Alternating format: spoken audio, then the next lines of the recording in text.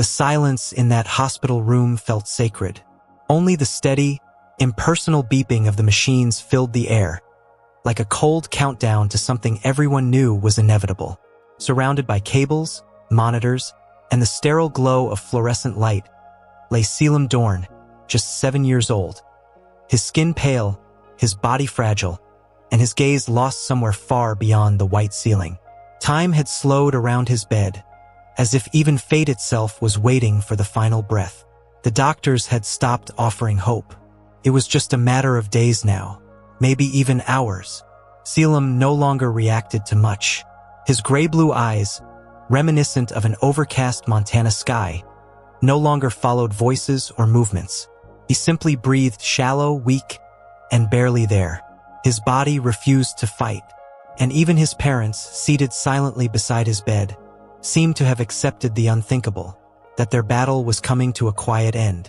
The only thing that still brought the faintest flicker of light into Caelum's empty stare was a single name: Jasper. And on that heavy, gray morning, just as everything felt like it was falling apart, the door slowly creaked open. Through the crisp smell of antiseptic and the sterile routine of the hospital entered a small, out-of-place figure, a black-saddled German Shepherd puppy. His coat was rich, dark as midnight, with subtle caramel markings on his paws and muzzle that caught the light just enough to be noticed. His deep, intelligent brown eyes scanned the room, not with confusion, but with a quiet sense of purpose. His name was Jasper, and he knew exactly where he was going. With calm, sure steps, Jasper padded toward the hospital bed and gently rested his chin on Caelum's thin arm. Then, with precise tenderness, he lifted a small black paw and placed it right over the boy's pale, unmoving hand. It was a moment so powerful that Soraya Lang, the nurse standing in the doorway, stopped breathing. Caelum blinked, slowly, deliberately. His fingers twitched, then slowly curled around the pup's paw. And for the first time in weeks, his voice broke through the silence. "You really came?" Outside the room, Dr. Evander Roche, the neurologist in charge, stood frozen behind the observation glass. A man of science and logic, hardened by years of treating terminal cases, suddenly felt the weight of something he couldn't explain. He rushed in, eyes locked on the monitor. The boy's vitals, once erratic and faint, were now stabilizing. It made no sense. Nothing in his textbooks or experience accounted for this. But it was happening right in front of him, and the trigger was a dog. A puppy, a creature they had labeled merely emotional support. But now he was clearly something far more. What no one in that room could have known was that something far greater had just been awakened. That unspoken bond between Jasper and Caelum, silent but powerful, had only just begun. And what that little black saddle shepherd would do in the days ahead would challenge science, move souls, and bring even the most hardened hearts in that hospital to tears. This story is just getting started, and what comes next will truly move you. So hit the like button, subscribe to the channel, and turn on the notification bell so you don't miss the next chapter. We're on our way to 100,000 subscribers, and with you here, we'll get there. The hospital staff tried to play it off as coincidence. A brief improvement, a surge of adrenaline, maybe even a final moment of clarity before the end. But none of those explanations felt right. Not to Dr. Roche, not to Soraya Lang, and especially not to Caelum's parents, who saw something shift in their son the moment Jasper touched him. That night, for the first time in weeks, Caelum didn't cry in his sleep. He didn't moan from pain. He simply rested, peacefully, and Jasper never left his side. The hospital had never allowed an animal to stay overnight before, but the head nurse signed off quietly, and the security team looked the other way. Jasper curled up on the bed, his body pressed against Caelum's ribs, listening to each shallow breath like it was sacred. At some point in the early hours, Soraya tiptoed in and found them asleep, boy and dog, heartbeats sinking beneath the humming of machines. She stood there for several minutes, hand over her mouth, as if afraid to break the spell. The next morning brought something no one expected. Caelum asked for food. His voice was still weak, but it was there, clear and deliberate. He wanted applesauce. Then he asked if Jasper could stay with him longer. Then, something even more astonishing, he sat up. Not without effort, not without help, but it was the first time his muscles obeyed him in over a month. Dr. Roche entered in a rush, heart pounding, torn between disbelief and awe. "We need to run new labs, new scans. Something's changed," he muttered. But as much as science tried to catch up, it couldn't explain the simple truth. Every moment Jasper spent with Caelum, the boy seemed more alive. Jasper didn't bark, didn't jump, didn't distract. He simply stayed close, pressing his body against the boy as if pouring something invisible into him. And Caelum, who once stared blankly at the walls, now looked at Jasper with wonder. He whispered to the dog things no one else could hear. Secrets, promises, fears. They were speaking in a language beyond understanding. Caelum's mother, Nida, sat at the edge of the bed that evening, brushing the boy's hair back from his forehead. She watched Jasper's breathing rise and fall in rhythm with her son's and whispered, "He's giving you something, isn't he?" Caelum nodded slowly, eyes still fixed on Jasper. "He's holding me here," he said, "like I was floating away, and he caught me." The words sent chills down Nida's spine. She didn't know whether to feel joy or terror. Outside the room, as night fell over the quiet hospital, Dr. Roche stared again at the boy's updated chart. Improved oxygen levels, lower inflammation markers, restored reflexes, all impossible. And yet, there they were. He exhaled slowly, then looked down the hallway where other terminal cases lay waiting in silence. "What if this dog is more than emotional support?" he muttered under his breath.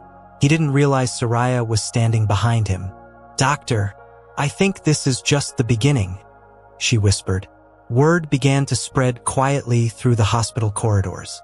Not through official reports or medical briefings, but in whispered conversations between nurses during shift changes, in lingering glances between orderlies, and in the stunned silence of staff who walked past room 214 and saw what no one could believe. Caelum Dorne, the boy they had gently prepared to lose, was not only awake, he was smiling. And always at his side, like a guardian stitched to his soul, was the black saddle shepherd pup, Jasper. The changes weren't subtle anymore. Caelum's skin had begun to regain color. His fingertips no longer looked bluish and cold. He could sit upright for longer, even laugh softly at Jasper's tilted head expressions. Every time someone entered the room, their eyes would immediately land on the dog, lying calmly next to Caelum, never barking, never distracted. His presence wasn't loud, but it was heavy, like gravity. It was as if Jasper was anchoring the boy to the world, breath by breath. But not everyone welcomed the growing legend of the miracle dog. Dr. Calloway, the hospital's administrator, was a practical man, uncomfortable with anything that couldn't be measured or billed. "It's a placebo effect," he insisted during a tense staff meeting. "The boy is responding to emotional stimulus, nothing more." But the other doctors didn't agree so easily, especially not Evander Roche, who had spent countless nights reviewing Caelum's test results, watching impossible data stack up. "Placebos don't rebuild mitochondrial function," he said quietly, not taking his eyes off the latest scan. Late one evening, as snow began falling softly outside the hospital windows, Caelum asked a question that made Nida freeze. "Mom, do you think Jasper was supposed to find me?" She turned toward him, brushing her hand over his cheek. "I think maybe you were supposed to find each other." Caelum didn't respond right away. He looked down at Jasper, resting his head on the boy's lap, eyes half closed but alert. "Sometimes at night, I feel like he's dreaming with me, like we're going somewhere together."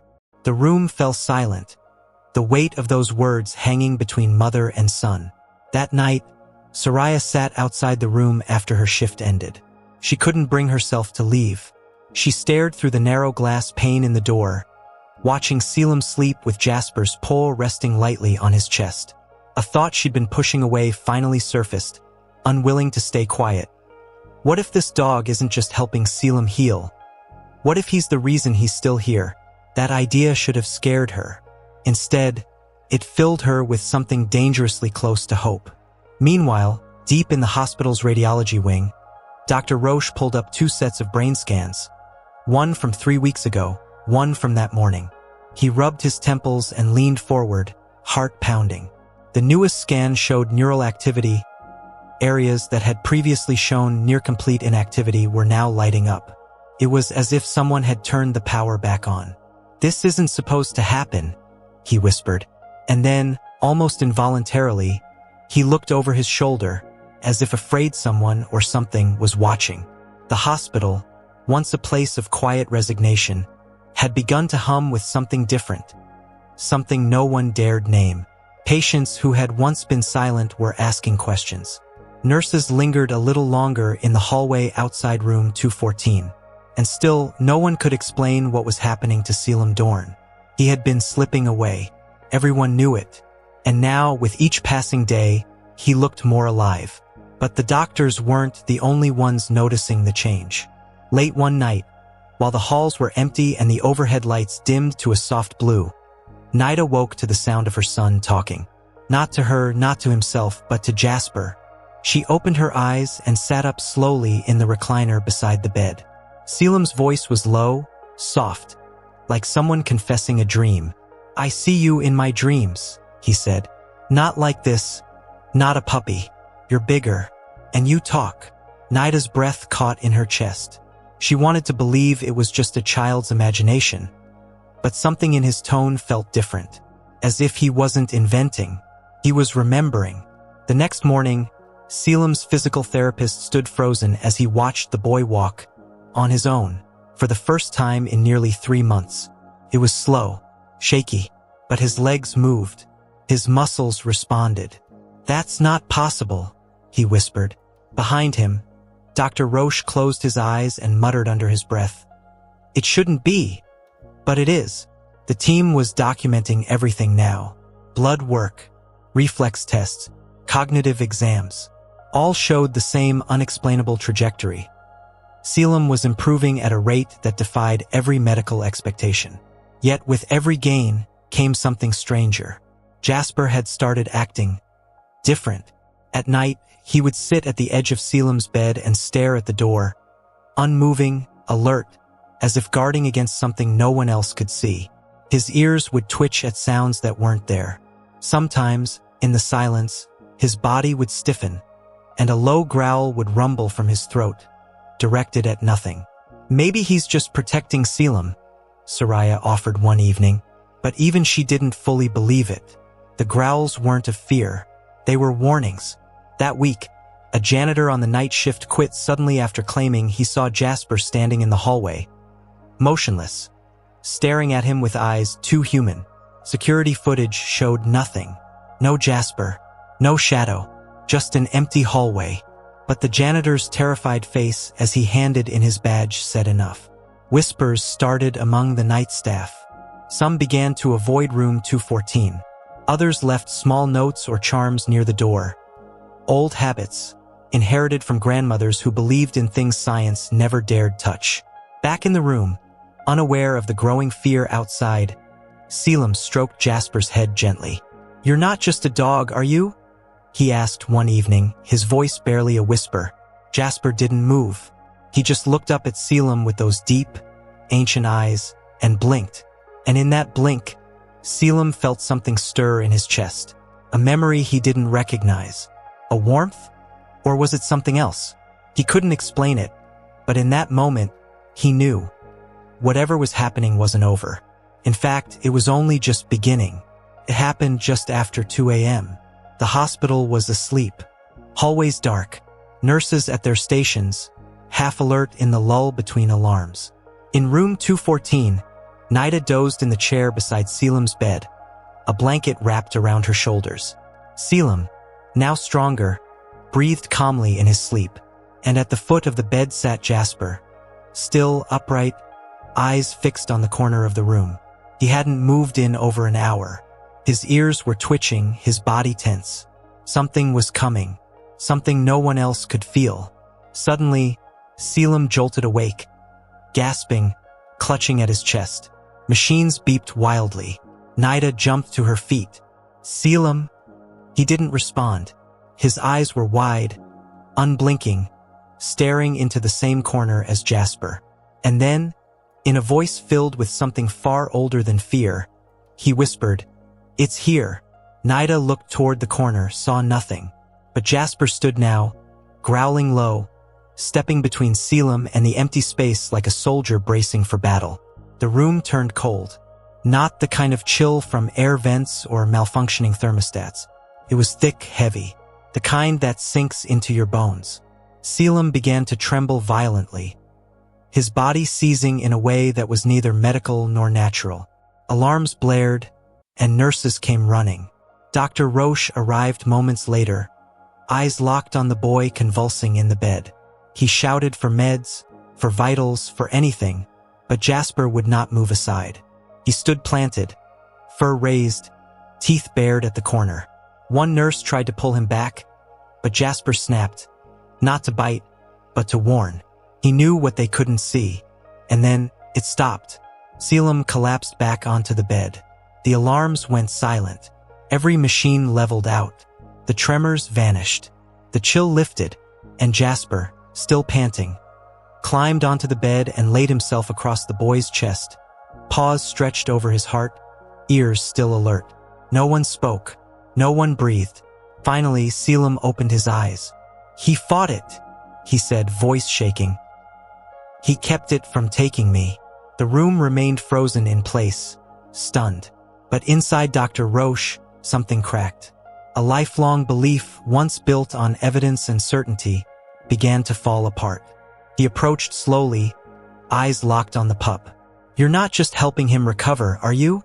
he whispered. Jasper turned his head, met the doctor's gaze with something far too intelligent to ignore, and blinked once, slow and deliberate. Something deep inside Roche shifted. Not fear, not disbelief, reverence. Did you feel that chill too? Drop a comment below and tell us what you think Jasper saw that night. Was it something from another world? Or was he guarding Caelum from something only dogs can sense? We want to hear your theory. The next morning, the hospital was not the same. Every staff member who had witnessed what happened in room 214 walked differently. Slower, quieter, more careful. Word had spread, but not in a sensational way. It was passed in whispers, with eyes wide and brows furrowed, like people trying to make sense of something sacred and terrifying at once. Caelum was alive, more stable than ever. But no one could forget the way the temperature had dropped, the look in his eyes when he said, "It's here," and most of all, the way Jasper had stood guard against something no one could see. Dr. Roche sat alone in his office, the blinds closed, the lights off. The scans lay on the desk in front of him. He'd gone over them again and again. Every metric, every chart, every biological signal said the same impossible thing. Caelum's cellular regeneration had not only returned, it had accelerated. There was no therapy, no drug, no treatment in existence that could cause this. Not in a case like his. And then there was the fact that Jasper's presence always preceded the improvements. The doctor leaned forward, staring at a photo of Jasper on his monitor. "What are you?" he whispered. Meanwhile, Caelum was changing in ways no one could explain. He was still the same boy, gentle, quiet, thoughtful. But now there was something deeper in his gaze. His words had more weight, his silences more meaning. At one point, he looked up at his mother and said, "He doesn't sleep like we do." She blinked, unsure what he meant. Caelum just smiled faintly. "When I dream, sometimes I see things through his eyes." Nida didn't know what to say, so she simply held him closer. But in her heart, the fear returned. Whatever was healing her son wasn't just physical. That afternoon, a chaplain who had been visiting other patients requested to pray over Caelum. As he stepped into the room, Jasper lifted his head slowly. The man stopped mid-step, his voice catching in his throat. "Those eyes," he murmured. "They're ancient." No one responded. He placed a trembling hand on Caelum's shoulder and said a simple prayer, but his fingers were shaking the whole time. Afterward, as he left the room, he turned to Dr. Roche in the hallway. "That dog is not just a creature of this world. And I don't say that lightly. That night, as the snowstorm picked up outside and winds howled against the windows, Caelum sat awake in bed, staring out into the dark. Jasper was beside him as always, alert but calm. "It tried to come back last night," Caelum whispered. Nida sat up, eyes wide. "What did?" He looked down, voice steady. "The thing that was trying to take me, but it couldn't get past Jasper this time. He's stronger now." Then, without another word, he placed his hand gently over the dog's head and whispered, "Thank you." And in that silence, with the machines humming softly in the background, Jasper closed his eyes. But he did not sleep. He watched, always. The hospital began to shift in ways no one could explain. It wasn't in the charts or the lab reports, but in the air. A heaviness that settled at nightfall, a pressure in the chest that made staff pause before entering certain wings. Some rooms felt colder than they should have been. Lights flickered more often. Machines glitched without warning. And always, when something strange occurred, it was somewhere near room 214. The nurses began taking turns avoiding the night shift in that hallway. Some whispered that they'd seen shadows where there were none. A few claimed they heard growling, even when the door was closed and Jasper was asleep. Dr. Evander Roche, once the hospital's strongest skeptic, now kept a private log. He didn't tell anyone, not officially, but he began recording every moment Jasper reacted to something unseen. Every time Caelum had a sudden spike in energy, every time a medical anomaly happened, Jasper had looked toward the same corner of the room, as if tracking something, as if guarding against it. Roche was no longer chasing an explanation. He was watching a pattern, and it terrified him. Caelum, however, seemed at peace. His health was still fragile, but his eyes no longer held that distant fog. His spirit was awake, aware, and strangely mature for a 7-year-old. One morning, he told Nida, "I don't think Jasper came from a shelter." She froze. "What do you mean?" Caelum tilted his head thoughtfully. "I think he was sent." Nida didn't respond. She just pulled the blanket tighter around her son, even though she was the one who suddenly felt cold. That same day, a nurse named Bridget, new to the staff, entered room 214 to check vitals. She smiled gently at Caelum, then turned to greet Jasper. But the moment her eyes met his, she stopped. Her face paled. She took one slow step back. "What is it?" Caelum asked. Bridget shook her head quickly, trying to recover. "Sorry. Just felt dizzy for a second." But later, in the break room, she confided in Soraya. "I looked into his eyes, and for a second, I saw fire. Not like danger, like a memory, but it wasn't mine." That night, the security guard doing rounds saw something he would never forget. Passing by room 214, he glanced in through the window and froze. Jasper was standing on the bed, facing the wall. His ears up, his tail stiff, and his eyes glowing with a faint, golden shimmer. Caelum was asleep, undisturbed. But Jasper didn't move, he just stared. The guard backed away, heart pounding, unsure if he'd imagined it. He reported nothing. He didn't want to be the next one labeled crazy. And inside the room, Caelum slowly opened his eyes, as if he'd heard something. He didn't speak, just looked at Jasper, alert, unmoving, and whispered, "You see it too, don't you?" The snowstorm outside had turned violent. Wind howled through the hospital's old windows, and distant branches scratched against the glass like fingers trying to claw their way in. Inside room 214, the light above Caelum's bed began to flicker. It wasn't the first time. For the last 3 nights, the flickering had started around the same time, 3:12 a.m. And every night, Jasper would rise from his sleep, ears forward, body tense, staring at the same empty corner of the room. That night, something was different. The air was thick, almost hard to breathe. The monitors around Caelum's bed lagged for a moment, screens freezing before catching up.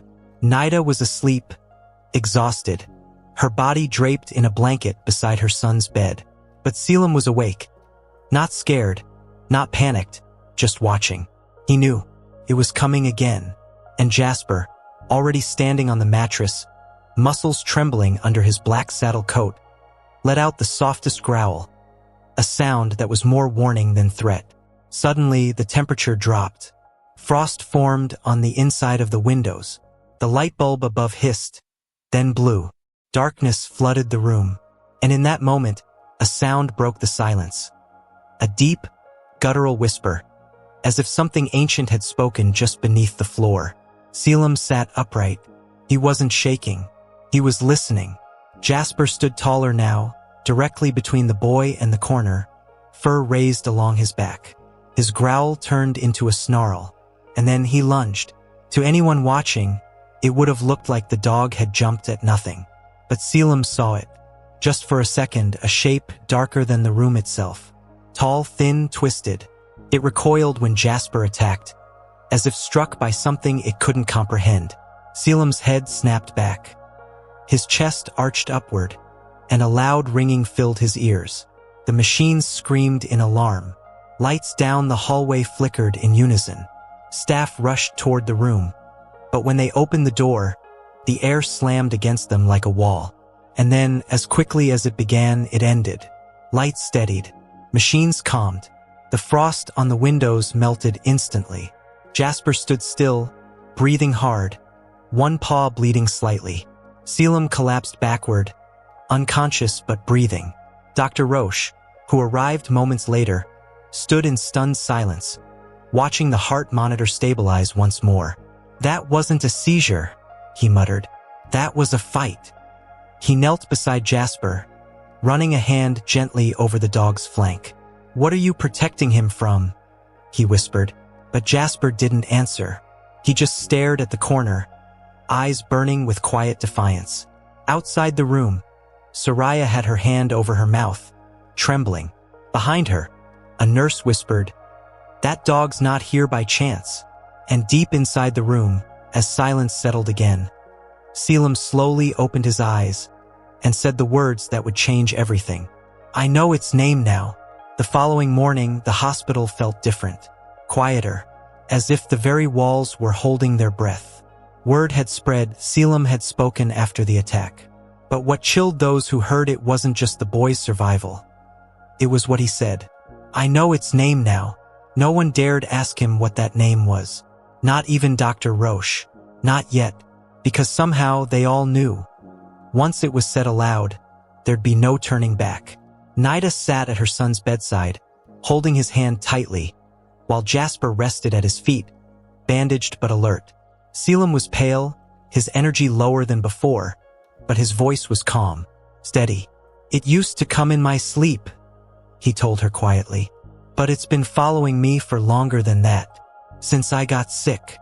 He looked her in the eyes, and in his young, trembling voice, he added, "It didn't want to kill me. It wanted to take me somewhere else." Nida's heart sank. She wanted to dismiss it, to call it imagination. But deep down, she believed every word. Later that day, Dr. Roche sat with Caelum alone. He placed the boy's latest scans on the table, improvements that bordered on miraculous. But that wasn't why he was there. "You said you know its name?" Roche asked gently. Caelum nodded. The doctor hesitated, then asked, "Can you tell me?" There was a long pause. Then, in a voice that barely rose above a whisper, Caelum spoke a name no one in the room had ever heard before. But the moment it was spoken, Jasper let out a low, haunted growl, and the lights dimmed for just a second. It wasn't a name from this world. And Dr. Roche knew instantly. It had power. That night, Jasper did not sleep. He stood at the foot of Caelum's bed, body still, gaze locked on the window. Outside, the wind picked up, and in the darkness, something moved past the glass. A shape, a shadow, pausing just long enough to be seen. Jasper didn't flinch. Caelum opened his eyes, saw it too, and whispered, "It knows I remember." Jasper turned his head toward the boy, then stepped off the bed. It was time. Whatever this thing was, it wasn't going to wait any longer. And in that moment, Caelum understood what had to happen. He wasn't just a boy who was being healed. He was being protected for a reason. The storm outside had broken by dawn. Sunlight pushed through the clouds for the first time in days, casting soft gold over the snow-covered ground. Inside room 214, everything was still except for Jasper. He stood at the center of the room, facing the window, his ears up, alert. Something had changed in the air. Caelum was awake, sitting up, his hand resting on Jasper's back. "It's time, isn't it?" he said softly. Jasper didn't move, but somehow Caelum already knew the answer. Nida stood beside them, silent tears running down her cheeks. She could feel it too, not fear but something deeper. A closing, a letting go. And then Caelum did something no one expected. He closed his eyes, breathed in slowly, and whispered the name of the thing that had haunted him. But this time he didn't whisper it in fear. He said it with strength, with finality, and in that instant, Jasper turned and walked toward the door. Not to leave, but to face whatever had lingered in the corners of this world for too long. What happened next, no one could fully explain. The lights flickered once, then steadied. The machines around Caelum didn't beep erratically. They went silent, not in death, but in peace. Jasper let out a single bark, sharp and commanding, and it echoed through the floor like a shockwave. The pressure in the room lifted, and then it was over. The presence was gone. Whatever had been attached to Caelum, whatever had stalked him through his illness and fear was gone. Banished, not by medicine, not by prayers, but by the quiet, unwavering protection of a dog who had never stopped watching. Dr. Roche arrived moments later, breathless, expecting chaos, but found only calm. He looked at Caelum, fully awake and smiling. He looked at Jasper, who now lay down quietly, his breathing deep, content. "It's finished," Caelum said. The doctor stepped back, unable to speak. He had seen things no scientist could explain. But in that silence, he understood. Jasper hadn't just saved Caelum's life. He had defended his soul. 1 week later, Caelum was discharged from the hospital. A boy who had once been given days to live now walking out under his own strength. Jasper walked beside him, proud, his tail swaying gently. Nurses lined the hallway. Some clapped, others cried. Dr. Roche placed a hand on Nida's shoulder and said, "We'll never understand it, but I believe it now. That dog didn't just show up. He was sent." Outside, the snow melted under the soft spring sun. And as Caelum looked down at Jasper, he smiled and whispered, "I'm still here, because you stayed." If the story touched your heart, leave a like and subscribe to the channel. The bond between a boy and his dog proved that real love can conquer even the unseen. Share the story. Someone out there might need to hear it today.